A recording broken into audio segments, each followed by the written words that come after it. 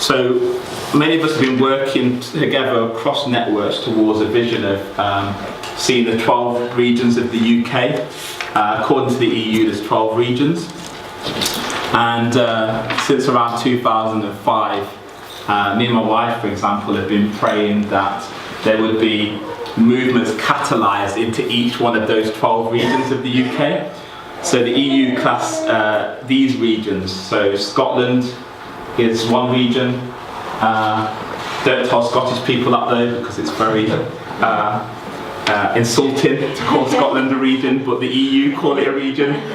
Ireland, Northern Ireland is classed as a region again, don't say that to Northern Irish people. Wales is a region.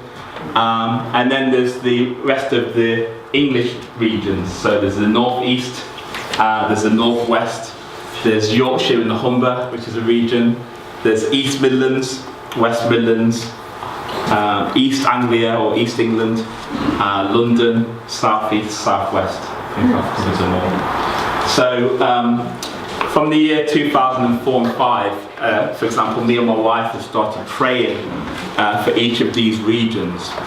And then in 2008, I saw a map of the UK, this EU regional map, and I hadn't realised that there was 12 regions, but we've been praying for 12 what we called then apostolic people, basically people who had a bigger, broader kind of perspective and wanted to see church planted.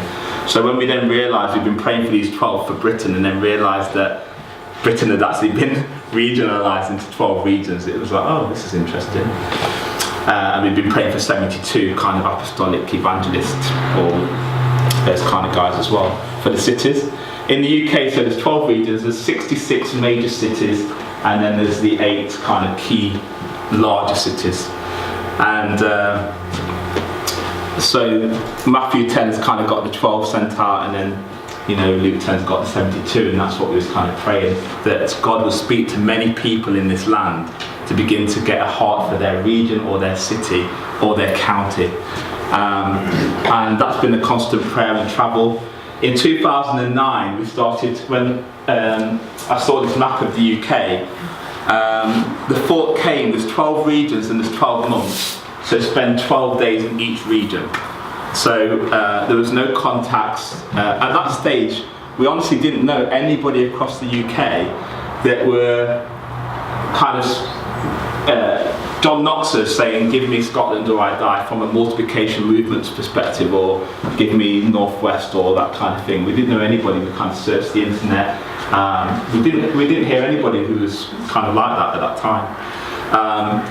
I knew some of these ideas, one because in the year 2000 I began in my local area and was reaching young people and families that were 3 generations unchurched. They didn't go to church, their parents, their grandparents were gang members.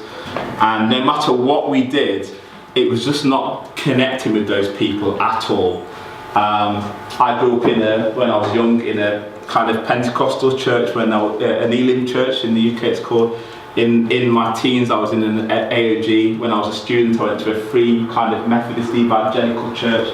And then later on as a student I went to the Vineyard, which, as I've said to some guys earlier, I would say is the predominant English British cultural church right now.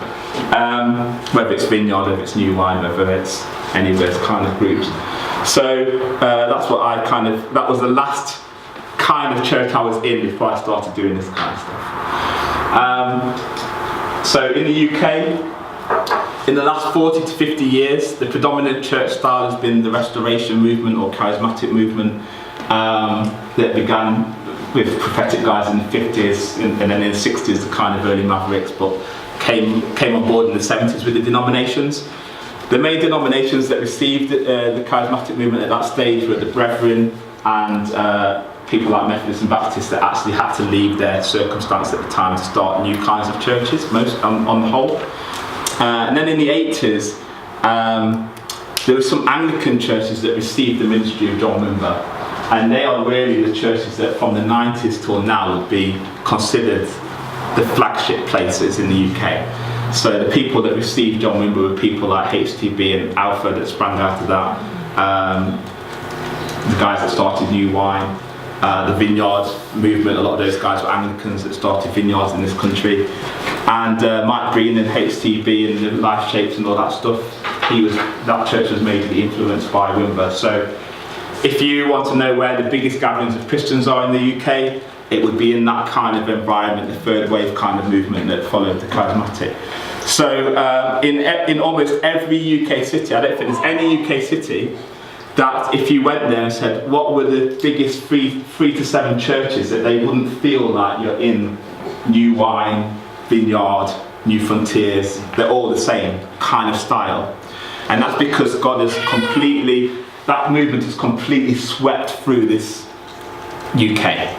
The places where it isn't like that yet would be kind of the far reaches of towns on the edge of Ireland or the edge of Scotland, but on the whole, that kind of expression of church has saturated the market. So if you open up one of those churches now, it's harder to get one of those churches to grow because the Christians have already been swept into that kind of movement. So in 2009, when we started to train churches in multiplication based on what we'd learned in Nottingham, the people who were open at the time were actually what would be classed as simple churches or house churches, or some would call themselves organic churches. So they were the first wave of people, as far as I knew, who were receiving any kind of multiplication training in terms of how to find houses of peace, how to sow the DNA of disciple multiplication into those environments. However, the problem has been that a lot of those churches, like all Christians that move out of the New Wine environment, have still got the DNA of Christianity that is so entrenched in a certain way that isn't necessarily disciple making and the inherent DNA of being a disciple. So what happens is people move from a charismatic or new church environment, some because of a call for mission, some because frankly they're tired. They might be an older generation and they've been in a thing where they've been going fast or they've been serving a lot and they're just tired. So they just say, we just want to be church. We'll just meet and be. And so somebody comes along and says, like, right, here's a map of the area, let's go. They're like, that's what we've come out of. We don't want that. We just want to be. You know? So in 2008 and 9, we met a lot of groups that were like that. It was different for me because I was in what was like a house church, simple church, but it was because of the mission. It was because I was working with gang members and families who I couldn't get them in. My first idea in 2000 was revival, get them into the church, and no matter what I did, it didn't work. But when I started inviting people over to my house of food and going into their house onto the streets, it was working. So because I was doing that, the churches at the time didn't understand what I was doing, and I got into a lot of trouble. People would call me into meetings, who gave you permission to do what you're doing, who you're accountable to, who is your covering, who is your shepherd, who is your bishop, all that kind of stuff. And I would just say, like, I don't know what you're on about. And so because of that, I was called a wild card, a loose cannon, you know, all these kind of names. But at that stage, there wasn't missional books out, apart from Leslie Newbegin or something. There wasn't popularist missional books. And Steve Addison hadn't written his books yet. And Alan Hirsch hadn't written his books yet. And Neil Cole hadn't written. And so even at that, you know, so what I was doing, there wasn't a name for it in the language of leaders. So they thought it was odd that I was spending a lot of time in the houses of people outside of the programs and outside of the boxes of what churches were doing, even the blessing projects that churches were doing. So what that did was it caused me to go to the Word because I had nothing else to go to, and I was just basically on my own. Because I was kind of ostracised by a lot of leaders. A lot of my Christian friends were told don't associate with him because he's not accountable and all this stuff. So I was basically on my own in this field and with God, and that was, you know, 3-4 years of just being with God and seeing in the scriptures that what I was doing was actually like what Jesus was doing. And after a while, some prophet kind of guy said, what you're doing is like house church. So they gave me some Frank Viola books or something, so I read those and I thought, okay, from a church point of view, that you don't have to be in a building, etc. It is like what I'm doing, but it isn't, because it's not really talking about the mission of God and stuff. So I kind of thought, okay, it's nearer, but it's not. So when I went across the UK in 2009, I met all these simple churches. I thought they were going to be like me, like they were coming from a mission perspective, but a lot of them weren't at all. So those that were interested, we did some training with, level 1 training, how to find houses of peace. If we trained 20 people, the reality would be that 2 would start to do it, and then after a while those 2 might start to get challenges, and then because there isn't a culture of hardship because of the word in this country, but a culture of grace, and when things are hard, just breathe and God will lavish his grace on you, which is good, but that's the environment. People tend to shrink back when things get hard. So what we've realised is we've got to really go into the hardship because of the word, the persecution, all that stuff. It was already in our training, but it still wasn't a reality to people. So even though we said it, it's like, oh yes, nod, nod, nod. But then really when the crap hits the fan, people don't know what to do. So we wrote this book based on what we'd kind of learned from the year 2000 to 2010.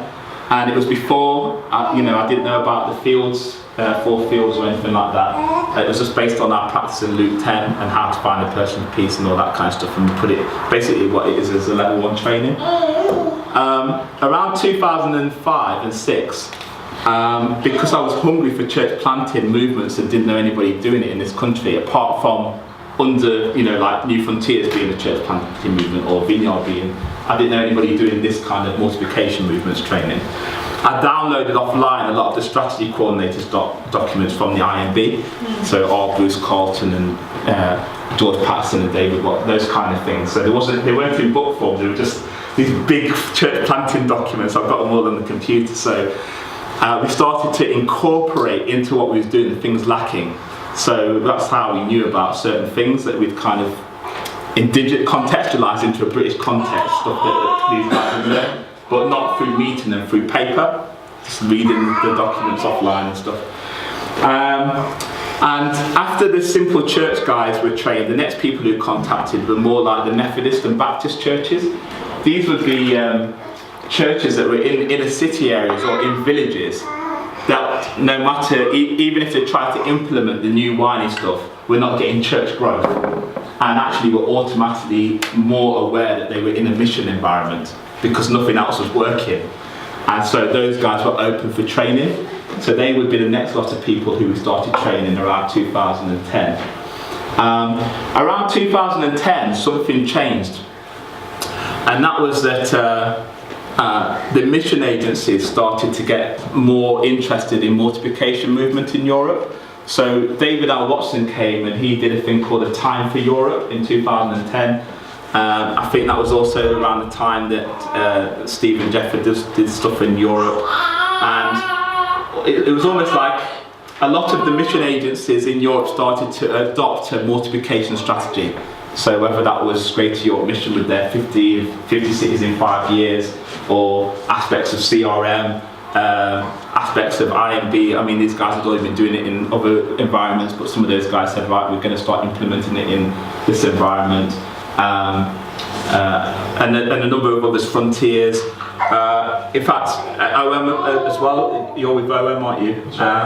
So a number of people in mission agencies started to, I don't know what it was, but 2010 seemed to be a hinge time where it switched, and so we started to train a lot of mission agencies in these practices, and they'd already heard of it anyway from third world and developing countries. And since then, Gemma really going for it, Great York Mission. They've probably got about 25 to 30 people who would be city reach people in Europe. And then the kind of people we gathered last year and the kind of people who we are here now. So represented now, obviously there's people from Move Network here, people from CRM here, people from OM here. There's a lot of people who cancelled as well. That would be from places like the IMB, Ben Armacost's organisation.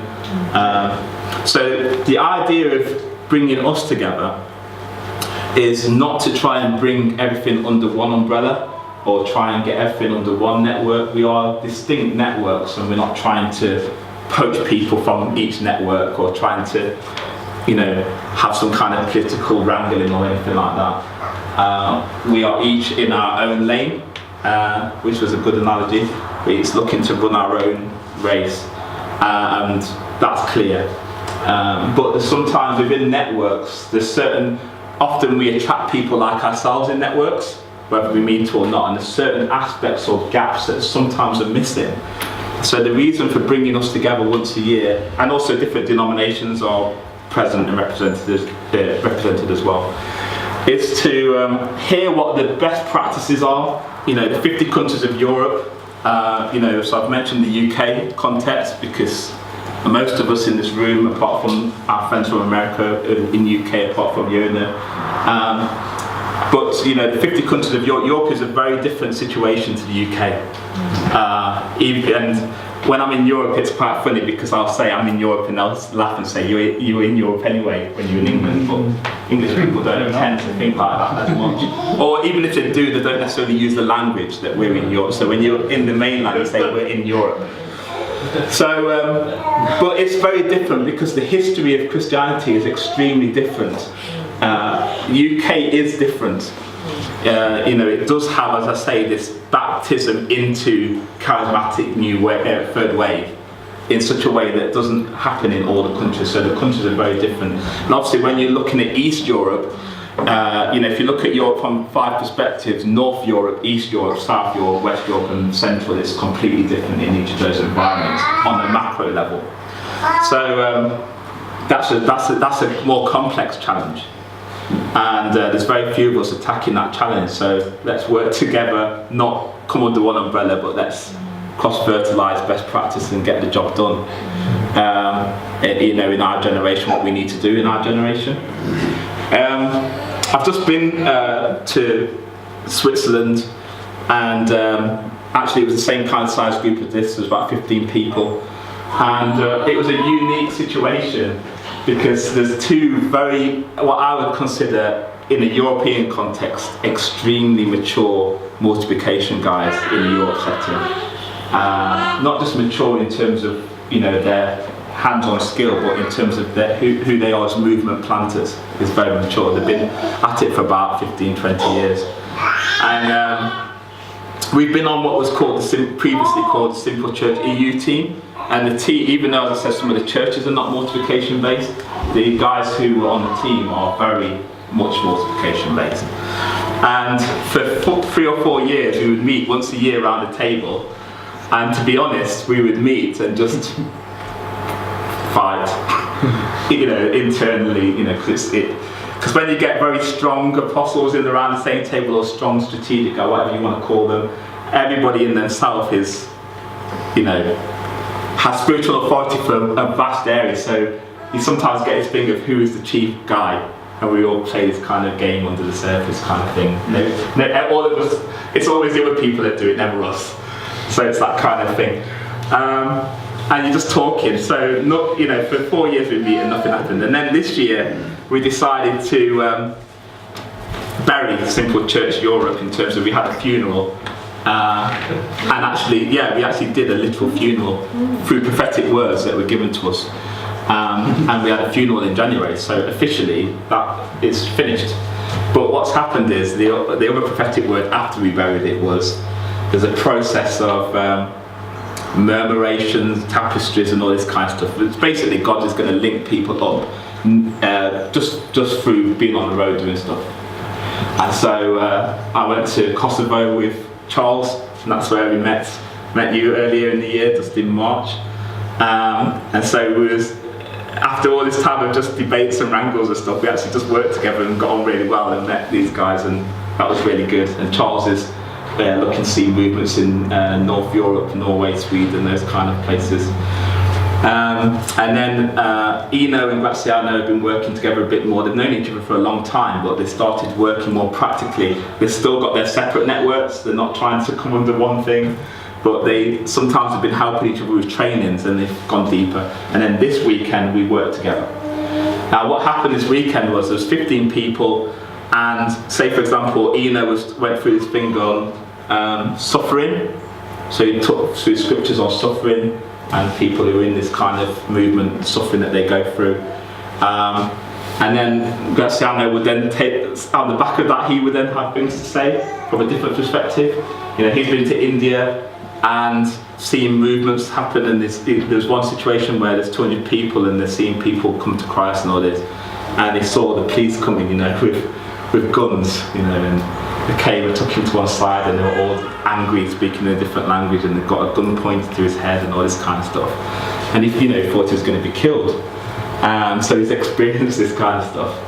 And then I just started sharing about the levels of persecution that I've recognised in the UK whenever people move forward. So it was a really good time. 3 completely different types of trainers, bringing their different perspectives, and also people in the group sharing where they were at in their experiences.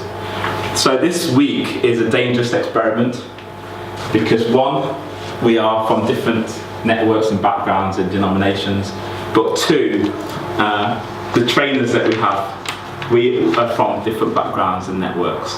So it's a dangerous experiment, but it's one that is, I think, worth having. The reason why we've invited who we have last year, we invited Jeff and Jeff Sundell and Steve Smith, and that was very, very good, because these guys have obviously been at it for years and have seen multiple movements. So we had a lot to learn from those guys. And we've invited Ray. Jeff is one of Ray's mentors and spiritual fathers. And so Ray has a lot to share as well. And then Eric, I've known Eric only online, so it's actually the first time we've met. But we have shared people who've influenced us, like Neil Cole, for example. And I know from your conversations before, but these guys will share more as we go through. George Pattison has had a big impact on Eric as well. And also, do you know Curtis Sargent? Mm-hmm. So yeah, that's another kind of background. So and Eric has written things and engaged specifically in student movements, other movements as well that he'll share, but has also developed materials in a postmodern context, and it's exactly the same principles but just has a different nuance, and there's some people here that would benefit from that as well. So that's the setting that we're in. Very good. It's quite a good song though, isn't it? Good song though. Laying down my life. Good. In the last, I would say the last 2 years, we've started training more on the continent than here, but here we've changed our training to be more experiential weeks. So we did it in the past occasionally, but now it tends to be our main mode. So in the last, for example, since April, every month for 7 to 10 days, we do what we call a Mission XP, but it's essentially what some people call a push or a Pioneer Mission Week, which is just a week of saying to people, do you want to know how you can plant a church in a week, or something like that, or in a day, or something like that? People will be like, how? And you say, okay, come and see. So it's that kind of that thing where people can come and see, be engaged in a Luke 10 kind of process, find houses of peace by being on the ground, reflecting on that, and so that you get some kind of momentum. Also, when people go, other teams can come and continue. And actually, for us, that's been the most helpful, because it sifts people very quickly. If people don't want it, you find out very quickly from these kind of experiences. And so Ben can share at some point some of the fruit that's happened from that, some of the challenges that have happened from that. We've done some of these experiences in other countries like Rome, Germany, Italy, France. In fact, in each of these environments, the teams on the ground was like, doesn't work in this kind of environment. You've got to understand the culture, you've got to understand the language, you've got to understand blah, blah, blah, blah, blah, blah. But actually, as we know, the hardest place is always the place where we are, and it's not those things. It's usually to do with boldness, courage, and knowing the right skills and all that kind of stuff. So I think we're going to see more of those in the coming years, that more of us will start hosting these kind of experiences, so that we can get some momentum. And the whole thing of travelling workers, travelling from one thing to another, swarming, is very important. We can see things happen a lot quicker. Nick and Alan came down to Nottingham for one day. We were planning to go up to Manchester. You guys had people coming to Leicester and so forth. So it's really good having this kind of momentum from city to city.